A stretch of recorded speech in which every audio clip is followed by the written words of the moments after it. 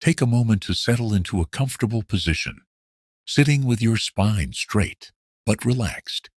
Gently close your eyes, or if you prefer, soften your gaze and allow your focus to rest on a point in front of you. In every relationship, conflict is inevitable, but how we navigate it can make all the difference in our connection. The key to staying present with your partner during conflict lies in mindfulness. When conflict arises, our natural instinct is often to react, perhaps to defend ourselves, justify our actions, or become frustrated. However, in Zen, we learn that true presence begins with the ability to pause and observe. The first step is to recognize when we're being pulled into a reactive state. This awareness is essential. Instead of reacting automatically, take a deep breath. Notice the sensations in your body, perhaps a tightening in your chest or a rush of heat in your face. This is the body's natural response to conflict. Simply acknowledging this can help create a space between your emotions and your actions. The next step is to focus on the present moment. In conflict, it's easy to get lost in past grievances or future anxieties, but Zen teaches us to come back to right now. Remind yourself that the only reality is the moment you are sharing with your partner. Instead of thinking about past arguments or worrying about how the conflict will end, focus on what is happening right now, in this very moment. Listen to your partner's words, feel the energy between you, and be open to understanding them without jumping to conclusions. When you listen, really listen, not to respond but to understand. You create a space for your partner to feel heard and seen. This, in itself, can de-escalate much of the tension. In Zen, we are also taught to practice compassion and non-judgment. Even when we are in conflict, we can choose to view our partner with compassion. They are not the enemy. They are simply another person trying to navigate their own emotions and struggles, just as we are. When you feel frustration rising, take a moment to soften your gaze and remember that your partner, like you, is human.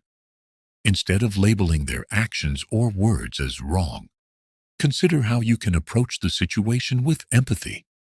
Sometimes, the conflict is not about the words being spoken, but about the emotions beneath them. By staying present, you allow yourself to connect with the deeper currents of your partner's experience. Another important Zen practice is the art of stillness. In moments of conflict, it can be incredibly powerful to pause, not to silence the conversation, but to create a moment of stillness in your body and mind. This allows you to check in with yourself and approach the situation from a place of clarity rather than reaction. In moments of silence, the wisdom of the present can arise, allowing you to see the situation more clearly. When you're able to pause and breathe, you may find that the intensity of the conflict diminishes, and you're able to speak from a place of calm and clarity. Staying present also means being willing to let go of the need to be right. Zen reminds us that attachment to being right is one of the sources of suffering. Instead of trying to win the argument, try to understand your partner's perspective.